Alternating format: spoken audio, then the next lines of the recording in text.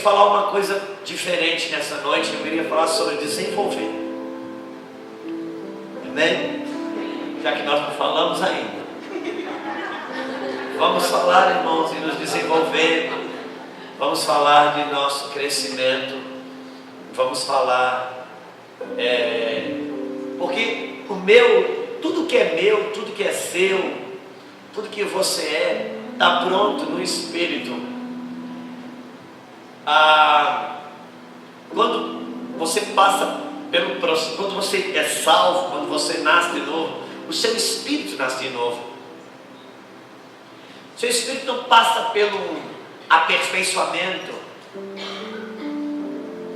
Por isso que eu e você já temos o título de santo. Por isso que Paulo chama que nós somos os perfeitos em Cristo. Por que perfeito?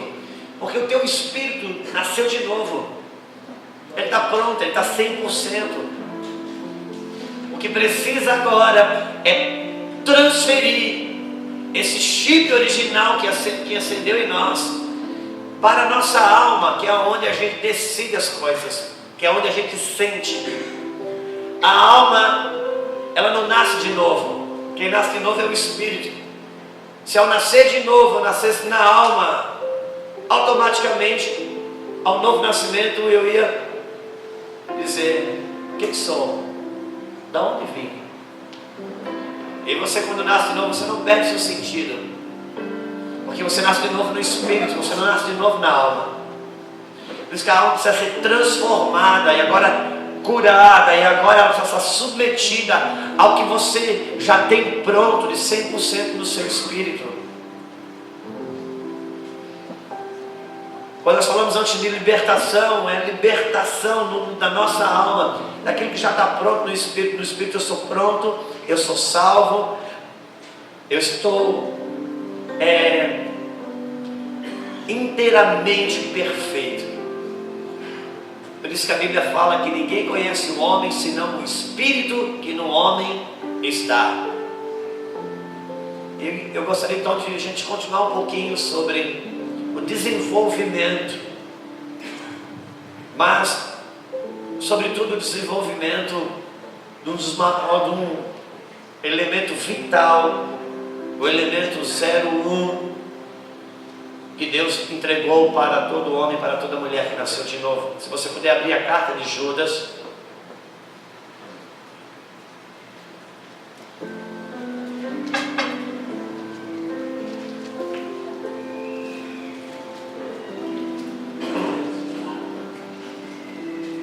A carta de Judas é uma carta antes de Apocalipse. Se você for até Apocalipse, puxar uma carta antes, esse apóstolo, que talvez seja um dos irmãos do Senhor,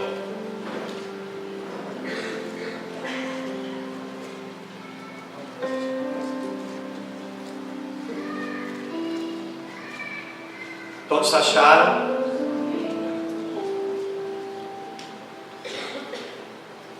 Esse apóstolo escreve o seguinte, no versículo 3, ele diz assim: amados, quando eu empregava toda a diligência em escrever-vos acerca da salvação que nos é comum, foi que me senti obrigado a corresponder-me convosco, exortando-vos a batalhardes diligentemente pela vossa fé, que uma vez por toda foi entregue aos santos. Esse é um versículo único, nós vamos ler só ele, por isso eu vou ler de novo.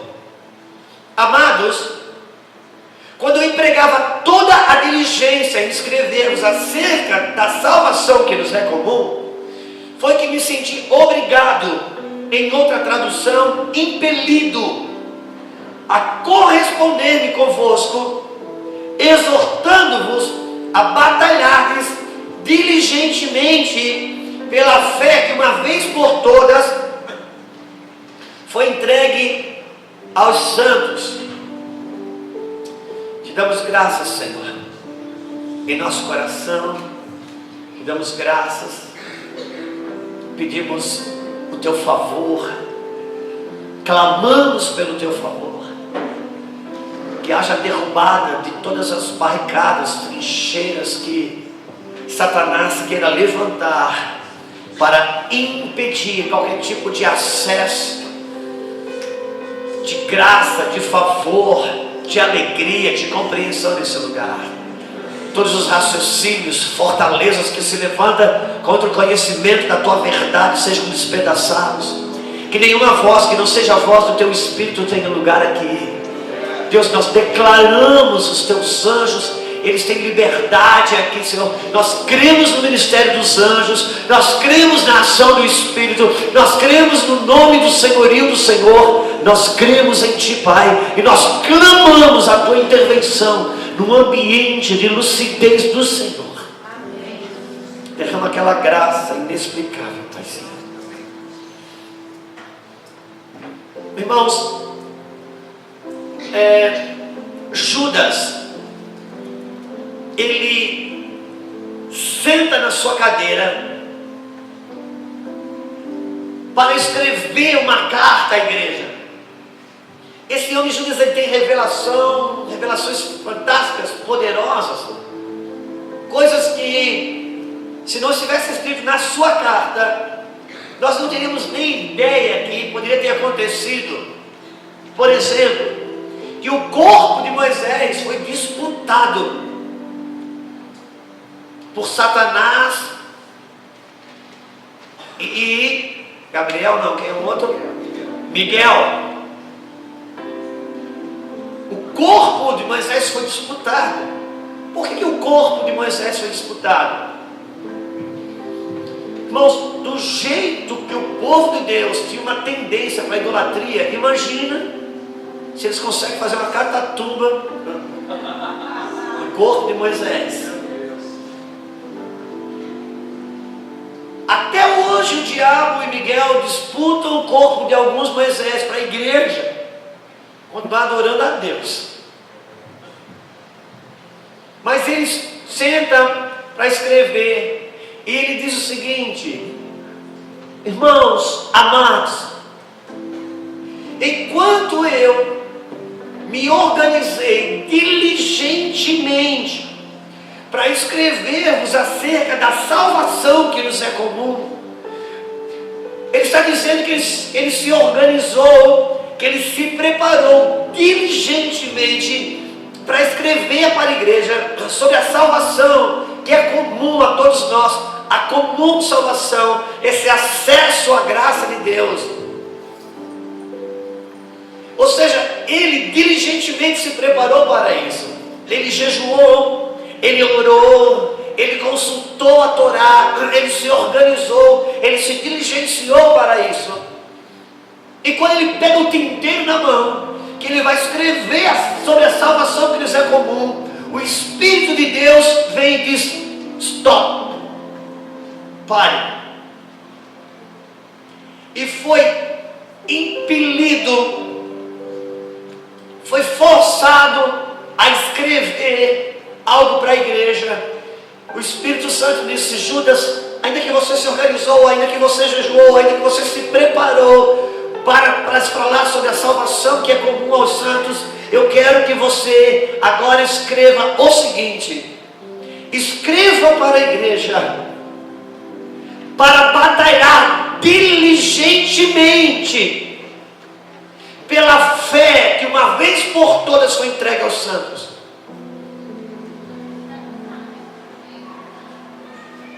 O Espírito Santo vem dizendo: Judas, escreve para a igreja batalhar diligentemente pela fé.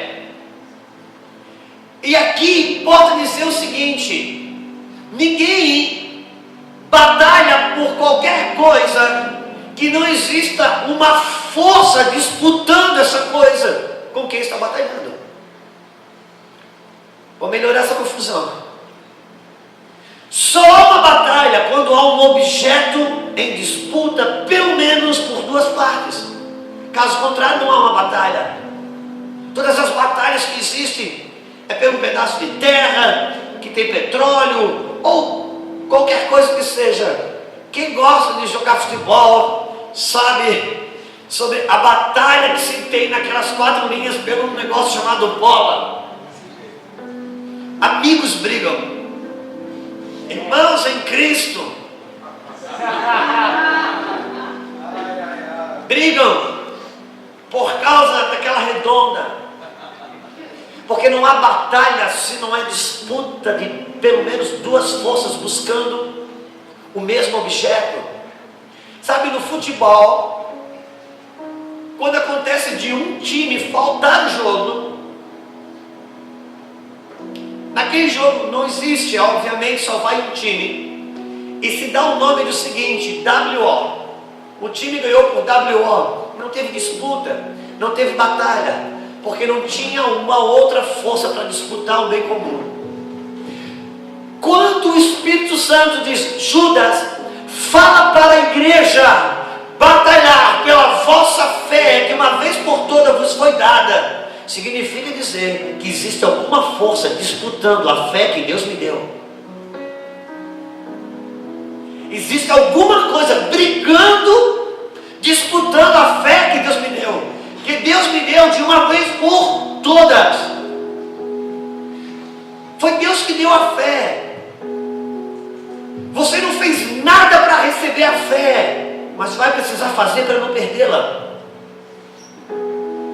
Você não precisou brigar para ter fé, mas vai precisar brigar para não perdê-la. E hoje em dia, nossas maiores guerras estão exatamente no campo da fé. Por quê? A igreja hoje não falta Bíblia, não falta conhecimento. Hoje a gente tem uma compreensão. Quando a gente olha a igreja de anos atrás, caminharam desprovida de muitas revelações, de muitos entendimentos. Hoje a igreja tem essas compreensões. O que falta hoje é a fé nas verdades de Deus, a fé na palavra de Deus. Sabe, hoje algumas pessoas até dizem que a igreja parece que perdeu um pouco o poder. Antigamente caía demônio na igreja, todas essas coisas, hoje a gente nem vê mais cair. É porque os demônios com os quais nós estamos hoje não são demônios que caem no chão, são demônios de racionalidade, são demônios de intelectualidade, são demônios de pensamentos filosóficos que roubam a nossa fé, que a gente até tem acesso às informações, mas não tem uma realidade de crer, de fé dentro da gente. Quando o apóstolo Judas, ele fala sobre, ele recebe a orientação de batalhar pela fé, é porque tem uma batalha, tem uma força que disputa a fé comigo e com você. Sabe quando Deus fala, quando Jesus tem um encontro, aquele encontro especial com Pedro, e Jesus diz, quem vocês dizem que eu sou? E Pedro rompe o silêncio dizendo, tu és o Cristo, o Filho de Deus vivo. Uau, Pedro, parabéns, só você teve essa revelação, só você teve esse entendimento. Pedro, tu és pedra, e sobre essa pedra eu vou edificar a minha igreja, e as portas do inferno não prevalecerão contra ela. Uau! Até aqui ninguém tinha tido uma revelação do Cristo, o Messias, numa perspectiva de revelação mesmo.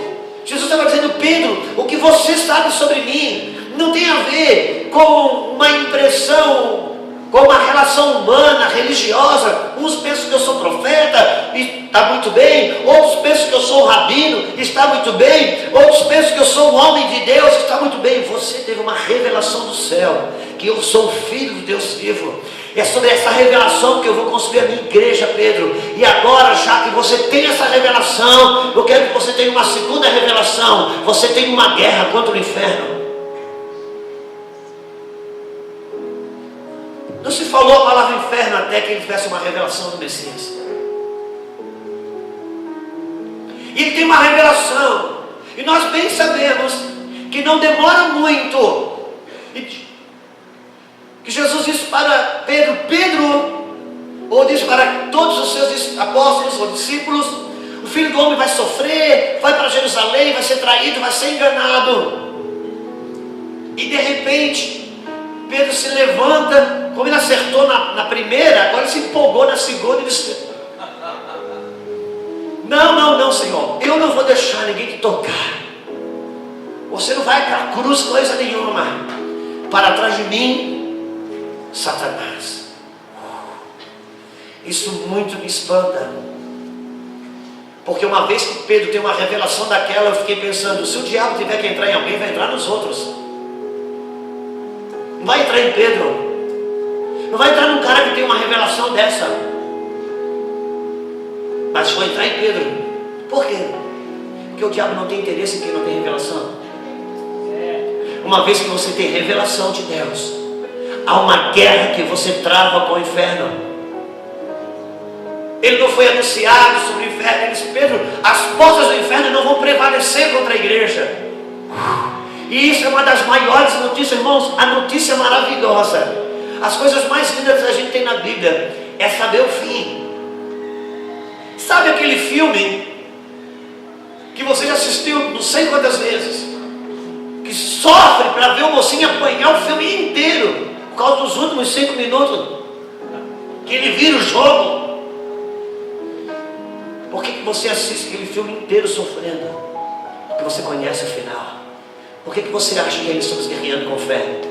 Porque conhecemos o final. As portas do inferno não vão prevalecer contra a igreja.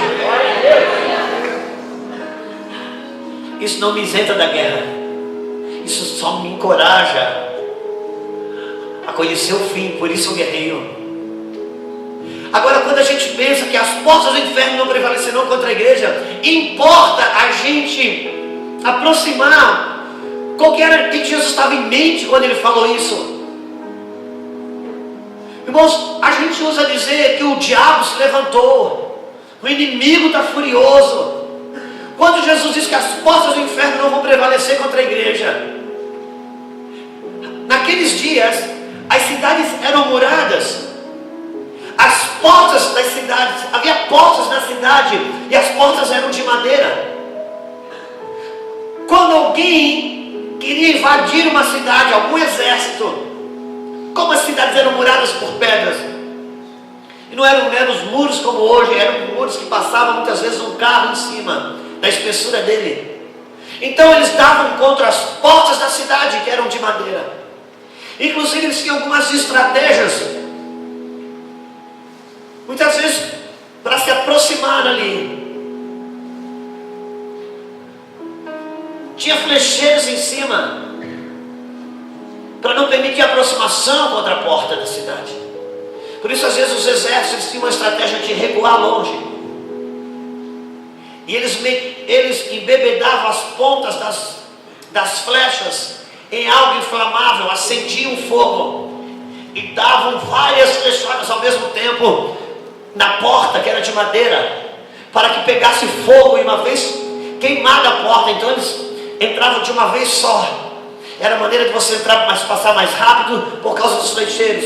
Por isso que as portas também tinham talhas de águas, porque quando isso acontecia, as talhas de águas eles derramavam para apagar o fogo.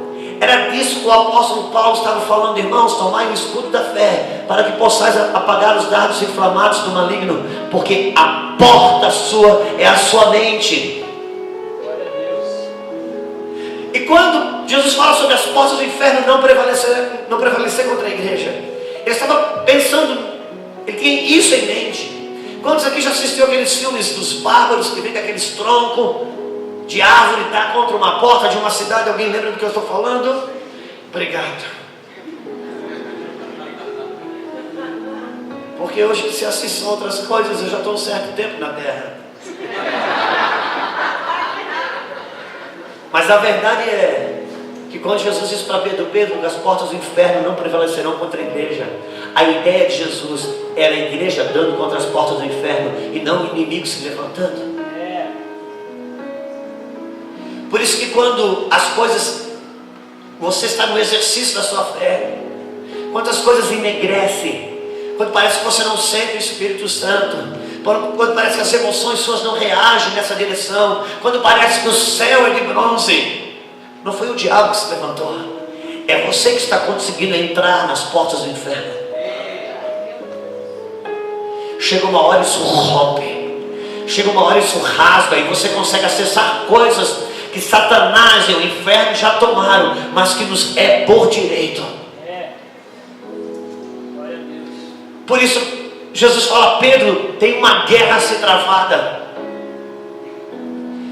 e é das maiores guerras, é a guerra de roubo da nossa fé. Por isso que ele sentou para escrever sobre a salvação que é comum, e o Espírito Santo: não, escreva sobre batalhar pela fé. Porque se você perde a fé, ainda que a salvação você possa não perder, mas você não acessa aquilo que ela tem disponível para você. E nós vivemos dias de muita racionalidade, dias onde a nossa fé é levada embora, e uma das coisas a ser feitas é meditar, é batalhar pela nossa fé. Irmãos, tudo hoje parece ser muito relativo, muito racional, mas entenda uma coisa: no Espírito você não é relativo, no Espírito você é absoluto. Como a Bíblia diz que é. Por isso que Jesus diz assim: aquele que crê em mim, como diz as Escrituras, do seu interior fluirão rios de água viva. A questão é crer, como diz as Escrituras. E ele também diz que a fé que uma vez por toda me foi dada. Ouça-me, Jesus não vai me dar a fé de novo. A fé não é dada progressivamente. Confira em casa na sua Bíblia, confira em outras traduções. Batalhe pela fé que uma vez por toda vos foi dada. A fé não é dada em porção, a fé não é dada em pedaços, a fé não cresce, ela não vai dando em partes. Não, a fé foi dada de uma vez por todas. Se você não a tem mais, você não vai ganhar outra fé, vai ter que recuperar essa que lhe foi roubada. Mas existe uma fé maior, existe uma fé menor. Existe. Por isso que Jesus diz que a fé é como um grão. Algumas pessoas ousam dizer que a Bíblia fala que a fé é do tamanho do grão de mostarda. Não, a Bíblia diz que a fé, ela é como o grão de mostarda.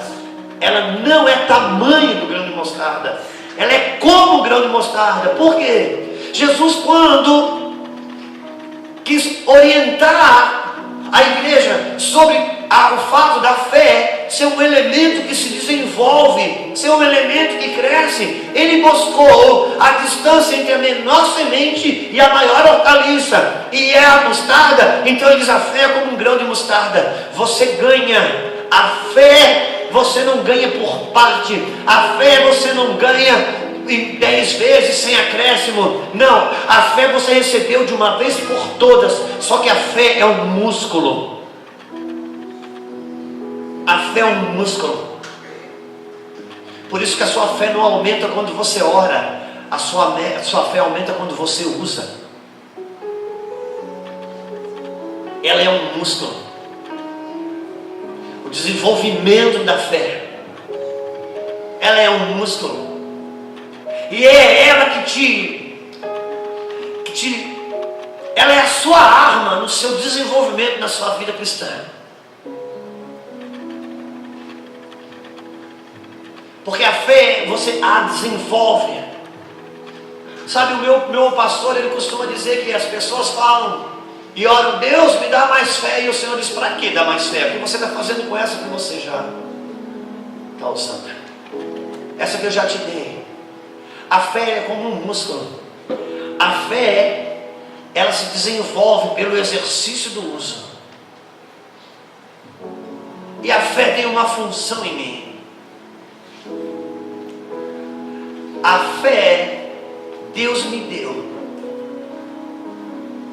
para me fazer aquilo que eu acredito. e para mim viver o que o amor não governa. Vou tentar explicar melhor isso. Há uma diferença entre ter fé e acreditar.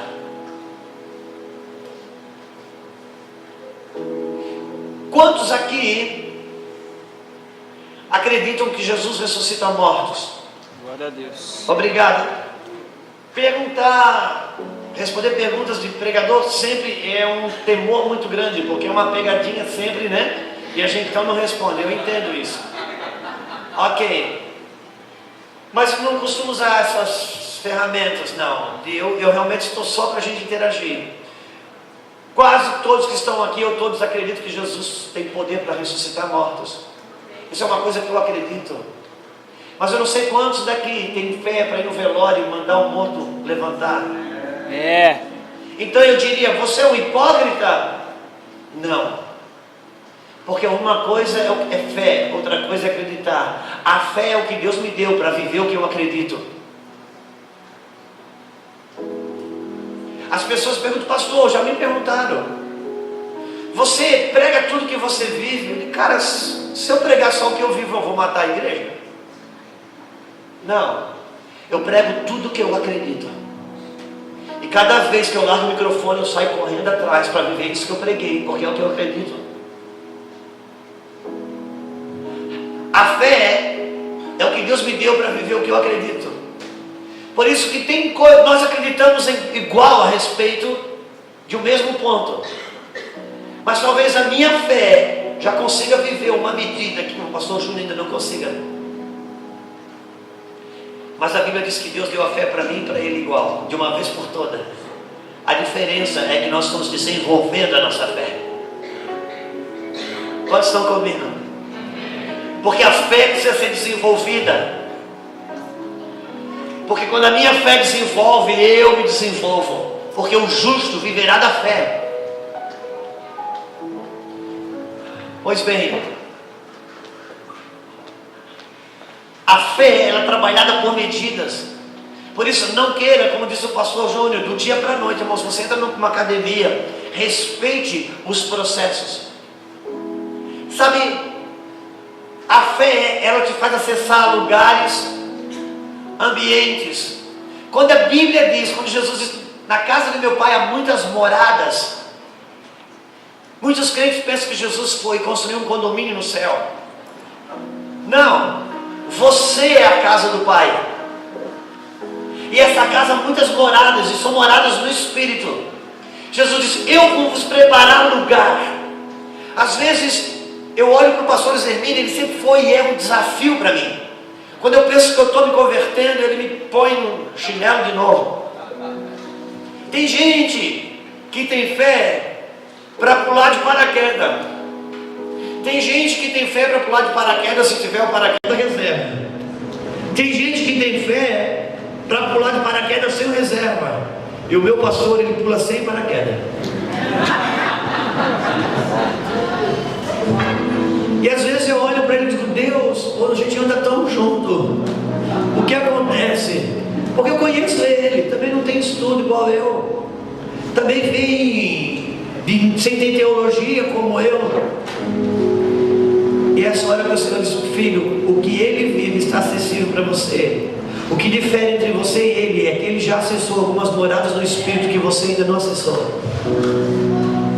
Precisa de fé para acessar, porque isso é o meu desenvolvimento, é o meu crescimento. E isso é progressivo. E isso passa pelas batalhas com o inferno, passa pelas batalhas com demônios. Entenda uma coisa, Jesus, ele fez uma escolha por Deus, considerando que Jesus morreu na sexta, irmãos, e ressuscitou no domingo. Ponto. Só considerando, não vamos fazer confusão teológica aqui. Ele fez uma escolha em Deus na sexta-feira. Uau! No domingo ele estava ressuscitando. Aleluia! Porque essa é a nossa vida. Cada escolha que nós fizemos na cruz tem uma ressurreição que nos aguarda. Porque nós não estamos vivendo a lei do karma, o sofrimento pelo sofrimento. Não. Toda escolha que eu tenho na cruz tem uma ressurreição que me espera. Na sexta-feira ele escolheu a cruz, no domingo ele estava ressuscitando. Mas o fato é que entre a sexta da escolha por Deus na cruz e entre o domingo da sua ressurreição, no sábado ele desceu ao inferno. Pedro tem uma revelação agora, e daqui a pouco tem uma visitação do diabo. O crescer na fé implica em eu viver alguns combates com o inferno. Por isso que o povo, para sair do Egito, teve várias negociações com o faraó, porque aquilo são medidas de crescimento. E Deus me deu a fé. A fé é aquilo que eu tenho mais importante. Irmãos, a prosperidade do crente é a fé. A prosperidade do crente não é o dinheiro, mas é a fé. Porque se você tiver dinheiro sem fé, o dinheiro jamais te dará a fé. Mas se você perder o dinheiro e ter a fé, você pode recuperar o dinheiro se ele é seu legitimamente. A minha fé, a sua fé que Deus te deu, a fé, ela que me leva aos processos de crescimento com Deus. Por quê? Porque a fé que Deus me deu e deu para você, ela existe para mim viver aquilo que em mim o amor ainda não governa. Quantos sabem que está escrito que haverá um dia, hoje nós vivemos a fé, a esperança e o amor, mas haverá um dia que viveremos só o amor. Irmãos, está na Bíblia para você também? Amém. Glória a Deus. Parece que nós estamos um pouco desconectados. Me ajude, eu sou visita. Me trate bem. A Bíblia diz que hoje nós vivemos a fé, a esperança e o amor. E um dia viveremos só o amor. Porque não vai precisar mais da fé, não vai precisar mais da esperança. Mas aqui tem um véu que precisa ser rasgado. Porque para a grande maioria da igreja, um dia viver só o amor, para todos nós, é quando a gente passar a viver aquele mundo perfeito de Deus, de Coríntios 15, quando o corruptível se encher de incorruptibilidade, quando o imperfeito se revestir da perfeição, quando recebemos um corpo glorioso, quando já estivermos vivendo aquela dimensão pós-ressurreição do mundo perfeito de Deus. Isso, irmãos, é uma verdade, mas é uma verdade final, não é uma verdade inicial. Por quê? Porque isso eu já começo a viver agora. Quem aqui, na sua sinceridade, pode dizer que teve coisas na sua vida que você já precisou de fé para viver, e hoje você não vive, não precisa mais, você vive naturalmente? Amém? Por que isso acontece, meu pastor? Você precisou de fé para viver aquilo. Aquilo que o amor não governava, então Deus te deu a fé. Sem sentir, você viveu pela fé. Sem ter vontade, você viveu pela fé. Sem ter uma disposição emocional por aquilo, você viveu pela fé. E porque viveu pela fé, viveu até o amor chegar. Quando o amor chegou, não precisa mais da fé, porque quando o amor chega, a fé é dispensada. Por isso que o diabo trabalha para roubar a sua fé, porque não é a fé que ele quer separar você do amor. A fé Deus me deu para viver onde o amor não governa.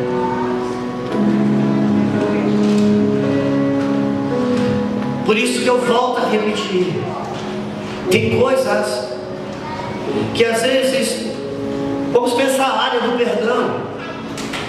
Às vezes você vive uma experiência que dispara um gatilho em você sobre situação ou pessoas que você se vê perturbado, você se vê inquieto, e aquilo cria uma confusão na mente, porque você diz: poxa, eu pensei que eu já tinha perdoado essa pessoa, eu pensei que eu já tinha estado livre do trauma dessa situação, e agora eu vejo que uma frase, uma situação que aconteceu, disparou um gatilho e eu vi que eu não perdoei essa pessoa. você não perdoou. Você perdoou sim, numa medida onde o amor já governava. Só que agora Deus está aumentando uma medida de amor aí. Por isso que Ele exige uma nova medida de fé. Então Ele disparou um gatilho, não sobre aquele perdão que você não perdoou, não, mas sobre o perdão que você não completou. Por quê? Porque escolher perdoar é um ato, mas perdoar é um processo.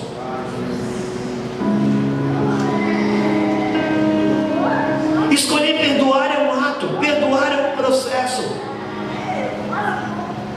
Se eu entro num litígio com a minha Lulu, que o negócio ficou feio mesmo, o blackout entrou, o diabo entrou, criou algum tipo de contenda pesada.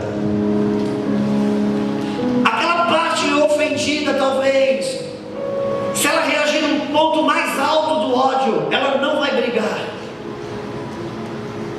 Porque o ponto mais alto da ausência de um amor não é a briga, não é a raiva, mas é a indiferença. Então eu entro numa indiferença. Ela fala, eu faço de conta que ela não falou. Ela age, eu faço de conta que ela não está. E você receber a indiferença de quem você ama é horrível. Você prefere que dá um tapa, faz alguma coisa, mas não faça isso comigo. Porque o ponto mais alto da indiferença, do ódio é a indiferença. E normalmente é assim, e pessoas de repente percebem que nós estamos brigados, como as meninas já perceberam situações, porque um estava na indiferença. Normalmente eu tenho um coração mais duro, e estou na indiferença, e elas estão fora, elas percebem, mas de repente eu decido perdoar. O Espírito Santo vem, vence um round comigo, e eu decido perdoar. Então eu escolhi, isso é um ato, só que perdoar é um processo. Então agora eu vou dar um passo em direção ao perdão. Então eu saio da indiferença. E quando eu saio da indiferença, eu vou para o diálogo? Não, quando eu saio da indiferença, eu quero brigar. Agora, já que eu saí da indiferença, então agora eu vou brigar, eu vou mostrar a minha raiva. Aquela maquiagem vai embora, você não deve fazer isso. A gente aproveita para ofender também. E quem olha de fora, que sabia que os dois estavam brigados da indiferença, diz: meu Deus, a situação piorou. E do céu, o céu diz: opa, a situação está melhorando, porque ele saiu da indiferença. Só que agora eu quero brigar, eu quero falar. E o Espírito Santo vem e vence mais um round. E diz: se você quer ir para o perdão, saia da briga. E agora eu não só tenho que sair da briga, como eu tenho que pedir perdão por aquilo que na briga eu ofendi. Então eu sou vencido pelo Espírito Santo em mais um round. Então eu vou para o diálogo. E agora eu decido perdoar. Independente o quanto que eu ofendi, quando eu resolvi brigar, agora não só eu tenho que perdoar, como eu tenho que esperar o tempo desse reconhecimento do outro lado vir. Então o diálogo acontece, a gente entra numa situação melhor, até que o Espírito Santo vem e vence mais um round. É quando nós dois já podemos fazer piada daquilo que fez a gente brigar. Porque escolher perdoar é um ato, perdoar é um processo. E a fé Deus me deu para me viver o que o amor não governa. Então quando eu estabeleço uma medida de fé, quando ela está cicatrizada, quando ela está resolvida, de repente dispara um gatilho naquela mesma situação.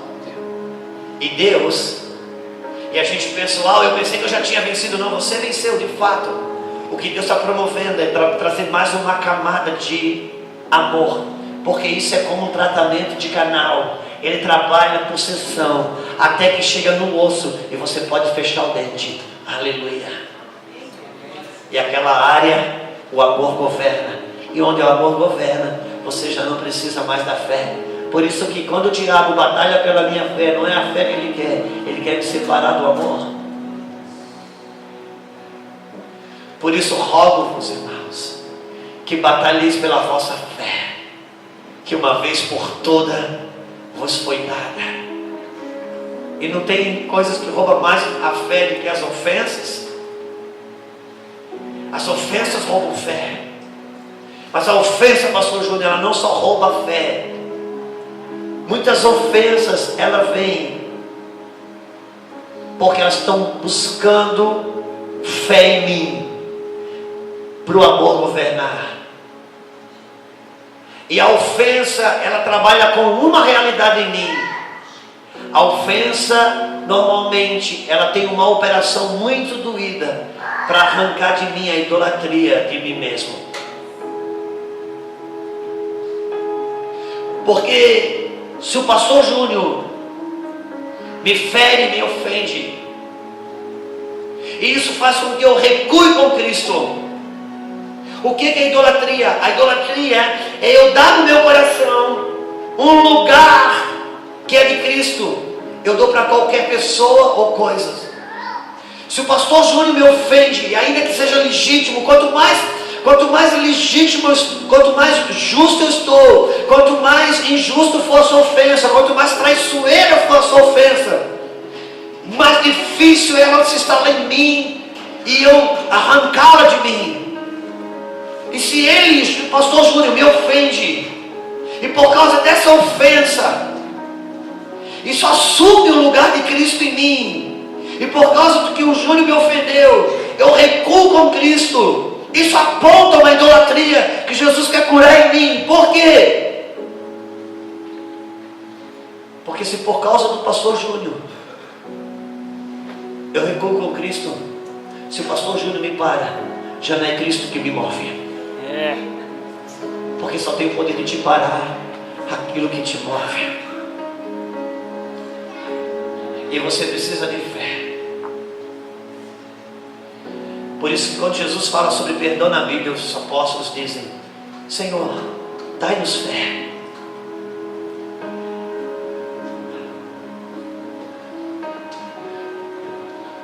Perdoar não é para gente boazinha. Perdoar é para quem tem fé. O justo viverá da fé. O justo não viverá pela fé. O justo viverá da fé. A fé é a minha grande prosperidade. Existe uma força operando contra a minha fé. Quantos estão comigo? Hoje eu não vou me esticar tanto, pastor, mas há um desenvolvimento da nossa fé. Por isso que quando uma situação em nós ela está estabelecida, finanças, por exemplo,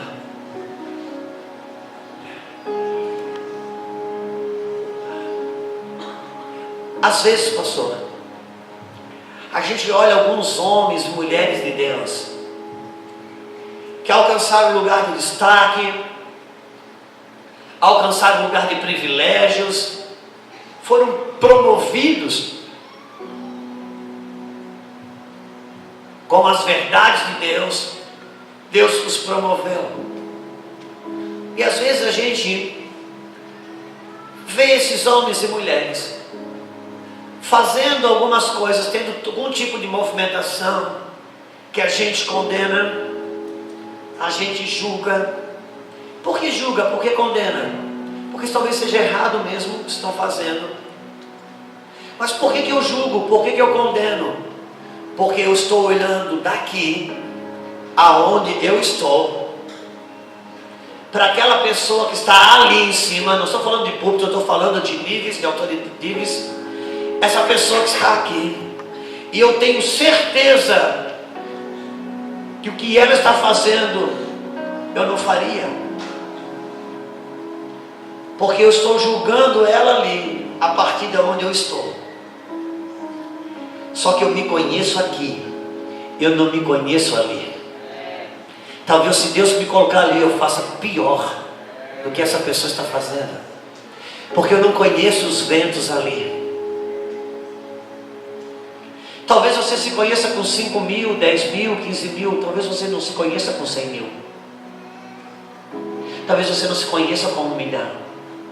E a gente pode julgar alguém com 100 mil, pode julgar alguém com 1 milhão, mas não se conhece ali. Quantos estão comigo? Por isso que quando você estabelece uma medida sem idolatria, uma medida de amor, é uma medida. Se Deus quer aumentar a tua esfera, a tua patente de autoridade, se Ele quiser aumentar a sua jurisdição, você vai ser provocado a viver uma outra medida de fé. E talvez ter que lutar com o mesmo gigante de novo, mas não na mesma esfera.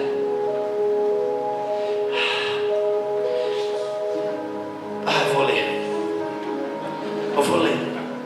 Eu só vou descobrir onde está e vou ler. Deixa eu ver se eu tenho aqui. Lucas 22. Por favor, não vou abrir mais Bíblia, irmãos. Não vou abrir mais Bíblia. Lucas 22.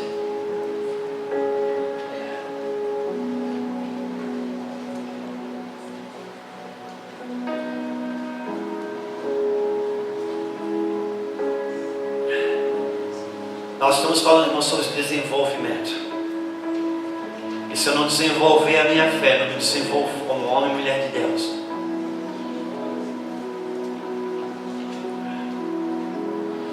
Versículo 31.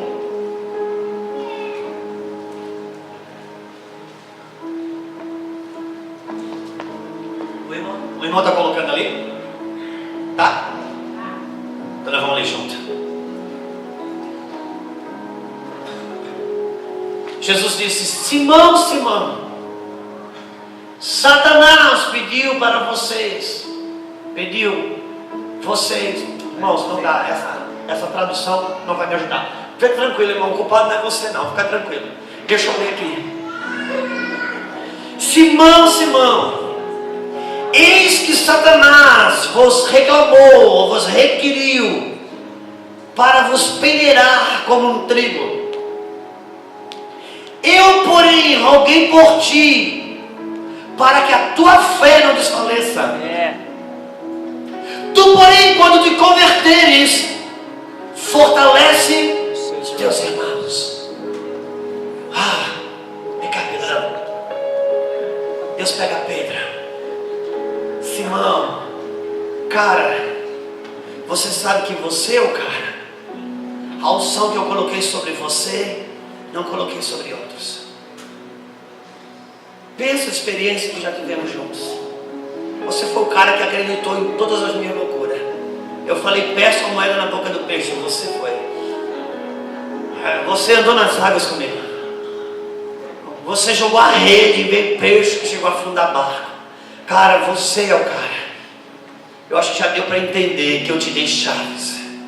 Eu acho que já deu para entender que você é uma pedra de edificação. Quer as pessoas creiam, quer não creiam, não adianta eu te escolher. Só que agora, depois de 3 anos e meio, eu tenho para falar a última coisa para você. Pedro, você não é convertido.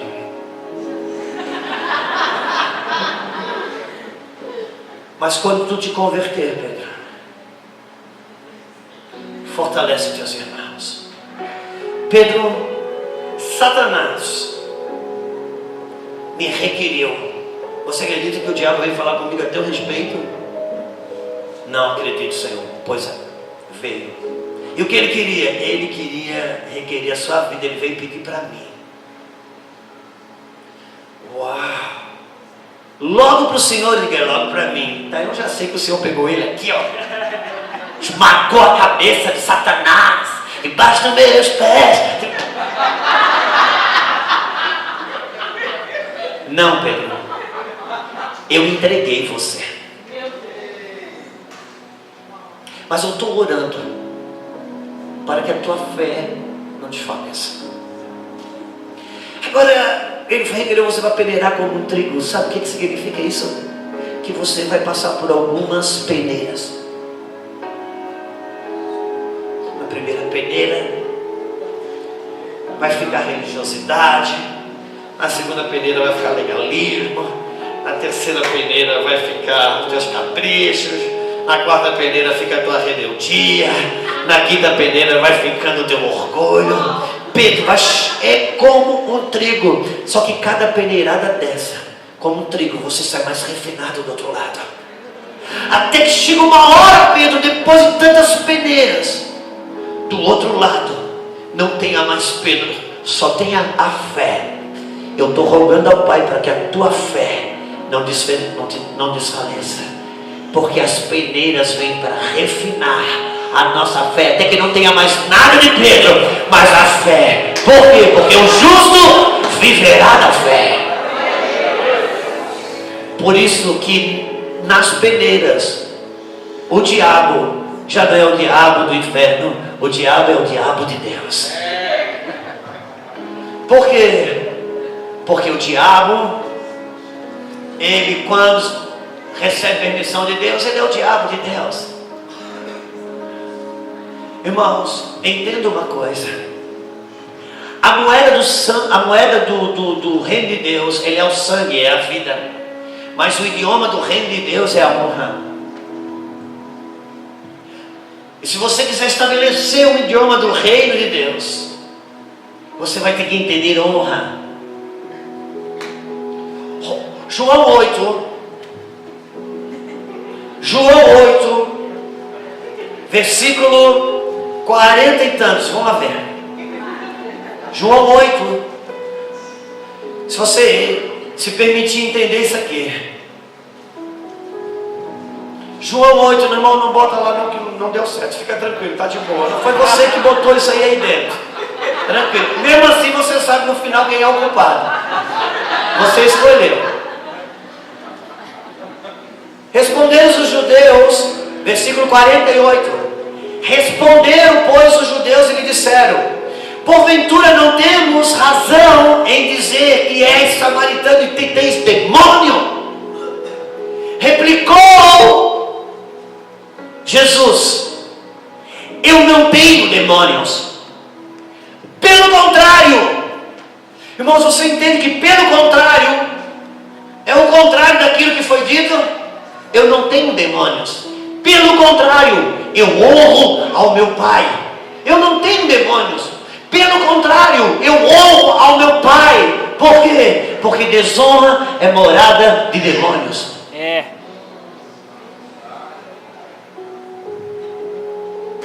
A desonra é morada de demônios. Eles, eu não tenho demônios. Pelo contrário, eu honro meu Pai. E aonde tem honra, não tem lugar para demônios. Glória a Deus. Porque o idioma do reino é a honra. Agora entenda uma coisa: a honra de cima para baixo, ela se dá na presença. A honra de baixo para cima não, ela se dá na ausência. Ontem os pastores Medina e Elaine subiram aqui e honraram os homens dessa casa e mulheres diante de toda a congregação. Disse: olha, eles têm hoje um lugar de maior responsabilidade, mas também de maior autonomia dentro dessa casa. Eles responderam ao chamado. Nós queremos reconhecer que eles têm dado uma resposta a Deus a essa casa, e eles foram honrados diante de todos pelos pastores. Porque de cima para baixo a honra se dá na presença. Mas os pastores que foram ordenados aqui, sabe quando honram o Medina e a Elaine? Quando eles não estão. E farão as mesmas coisas que fariam se eles estivessem presentes. Essa é a verdadeira honra. Porque a honra de baixo para cima se dá na presença. Por isso que Deus recebeu, estabeleceu que ia ter com Adão um relacionamento por honra. Deus já tinha a criação que responde por instintos, os anjos que respondem no espírito, mas agora ele queria alguém que tivesse a mesma liberdade de escolha. Então vamos ter um relacionamento, Adão, por honra. Só tem uma maneira de você estabelecer um relacionamento por honra: é você dar um espaço para a desonra. Porque onde não tem espaço para desonra, só tem espaço para obediência, então não tem honra. Porque se eu disser para Adão, Adão, senta aí agora. Obedeceu, mas pode dizer, estou sentado por fora, mas por dentro estou em pé. Obedece, mas não honra. Mas o idioma de Deus é honra. Então Deus estabeleceu um ambiente, um espaço para desonra. E Deus colocou uma árvore e disse: Adão, você não pode tocar nessa árvore. Senhor, se é assim para não dar problema, põe um muro aqui de uma vez. Não, porque assim como eu escolho te honrar, eu quero que você escolha me honrar. Nosso relacionamento vai ser por honra. Está aqui a árvore. Só que Deus falou para Adão sobre a árvore, mas não falou sobre o diabo. E Adão venceu com Deus no nível, passava ali, não tocava na árvore. Aleluia! E Deus pensa, vou elevar um nível de honra na vida desse cara comigo, para ele acessar coisas em mim que ele ainda não acessa. Eis que aparece o diabo.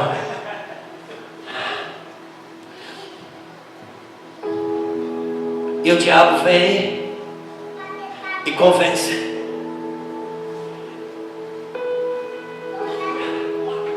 Entenda uma coisa: a honra de baixo para cima, ela se dá na ausência. É por isso que Deus se faz invisível. Você já passou, irmãos, nas nossas conversas de mesa, Deus estivesse corporeamente sentado ali? Não tinha murmuração, não tinha fofoca, não ia ter nada. Mas a honra de baixo para cima, ela se dá na ausência. Como Deus não pode se fazer ausente, Ele se faz invisível. Por isso que nessa hora, até o diabo é o diabo de Deus, para medir meus níveis de honra com Ele.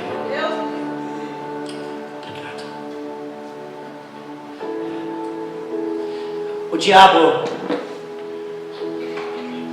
Pedro, o diabo te requeriu comigo, para você. Mas eu estou rogando ao Pai, para que a tua fé não desfaleça. O Senhor vai deixar eu entrar nas peneiras? Vou, porque eu preciso aperfeiçoar a sua fé. Quantos estão comigo? Cada peneira que eu passo, eu entro numa nova jurisdição em Deus.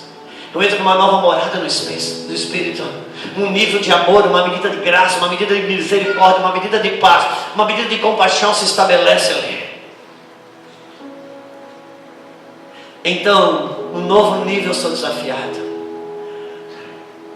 E nesse novo nível que eu sou desafiado, eu preciso entender que eu sou imaturo para esse novo nível.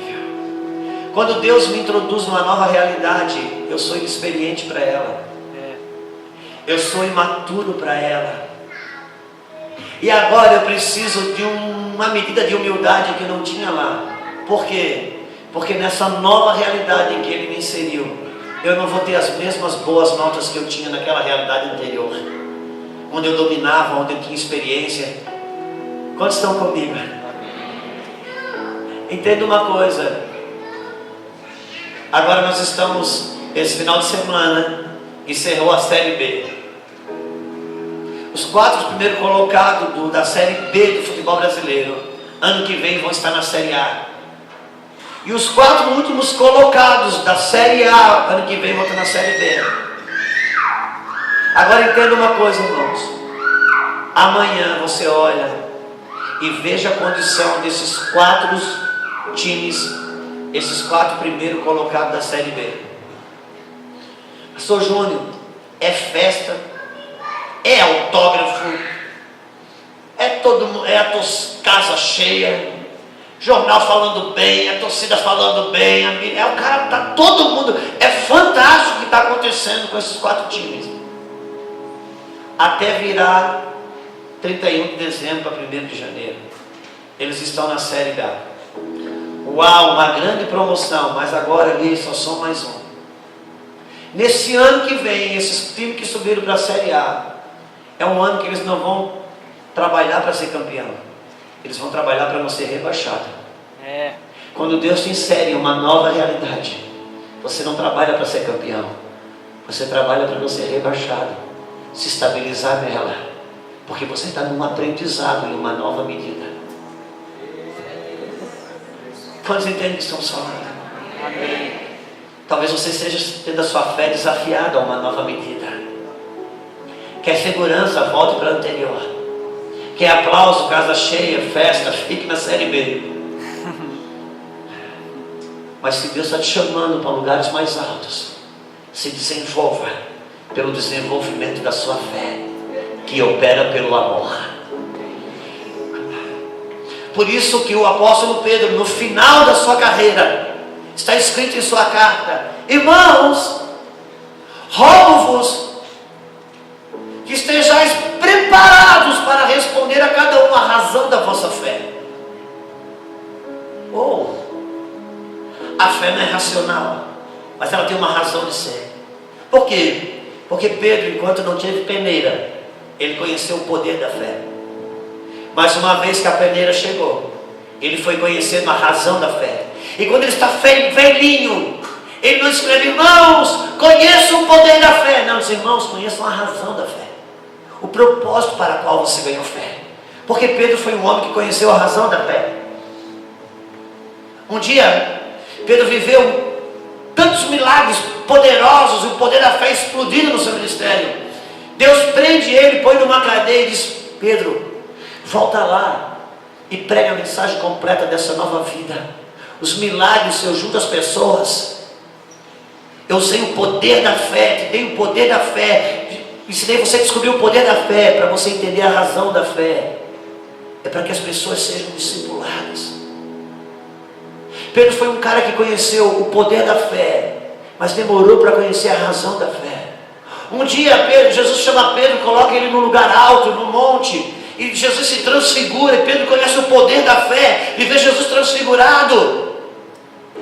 E se Pedro entendesse a razão da fé, ele ia dizer: Senhor, tem como eu ir lá embaixo, pegar a multidão e trazer aqui para eles acessar essa glória que eu estou acessando? Ou tem como eu levar o Senhor a se transfigurado lá embaixo, para que eles também acessem? O que Pedro disse? Não, vamos fazer um lugarzinho aqui só para nós, Senhor. Só aqui. Ele conheceu o poder da fé, mas não conheceu a razão da fé. Um dia, Jesus disse para Pedro: Pedro, lança a tua rede ao teu mar, a rede ao mar alto. E Pedro conheceu mais uma vez o poder da fé. Só que a Bíblia diz o seguinte: que ele estava a noite toda, pescou e não pegou nada. Ele e o sócio dele, eram 2 barcos, estavam ali sentados, frustrados, vivendo uma situação difícil junto, não pegaram nada, conta para pagar. Estava ele e o sócio dele. Não estou inventando, está escrito assim. Jesus passa e diz: Pedro, empresta o seu barco para mim pescar, para mim fazer milagres aqui, sim. E Jesus agora diz: Pedro, vem, quero que você conheça o poder da fé. Joga a rede. E Pedro jogou. Irmãos, era tanto peixe, e ele conheceu o poder da fé, estava empolgado. Mas de repente o peixe era tanto, o que começou a acontecer? O barco começou a afundar. E quando o barco começou a afundar, o que ele fez? Ele entendeu a razão da fé. Porque só nessa hora que ele foi lembrar que um cara que pescou com ele a noite toda, era sócio dele, também não pegou nada. Agora ele diz: cara, traz o teu barco aqui, vou encher o teu barco também. Que Deus não precisa afundar o nosso barco para a gente entender que o barco cheio nosso é para encher o do outro. Por isso que no final de tudo, ele diz: irmãos, esteja pronto para compreender, responder a todos a razão da vossa fé. Você jamais vai conhecer a razão da fé se você não conhecer o poder da fé. Mas uma vez conhecido o poder da fé, é preciso compreender a razão da vossa fé, que não está ligado comigo, mas com o próximo. Por isso que o Senhor, irmãos, exorta-nos a batalhar pela vossa fé, que foi dada de uma vez por todas. Desenvolva sua fé, porque a fé, ela tem uma proposta. nos estabelecer em níveis de amor. Uau! É quando a fé não precisa mais.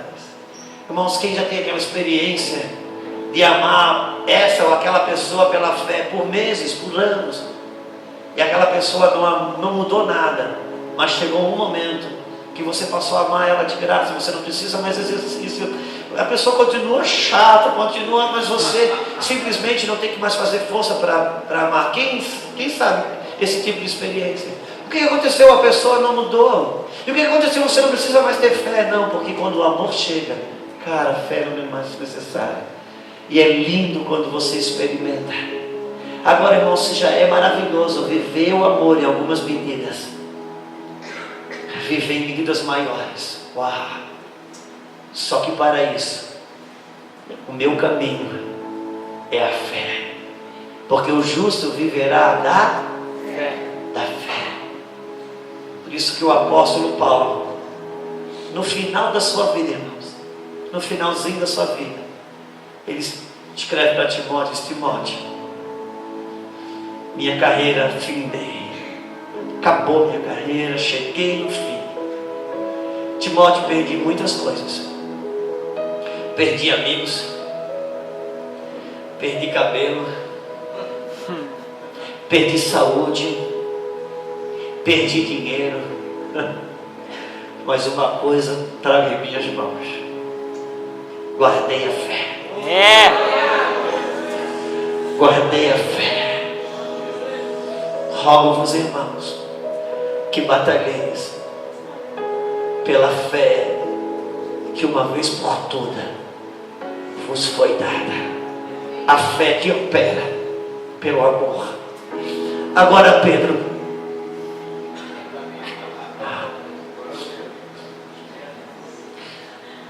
que você vai passando por essas peneiras. Mas por que, Senhor, tantas peneiras? Porque você precisa fortalecer os teus irmãos. E sem amor você vai querer matar aqueles que eu chamei para você fortalecer. Pedro, agora eu te faço pescador de homens. Oh, Senhor, que bom, sou mexeu, porque pesca é uma coisa que eu entendo. Não, você não está entendendo o que eu quero dizer. Pedro, eu te chamei para ser pescador de homens.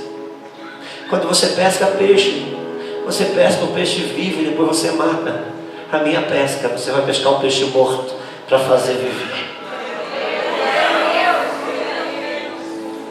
Mas para isso você vai precisar de fé, passar pelas peneiras, para que entenda a honra, para que se encha de amor, porque você precisa entender a razão dessa fé que eu coloquei em você, e essa unção e esse chamado. Eu estou orando para que a tua fé não desfaleça. Fica de pé comigo, por favor.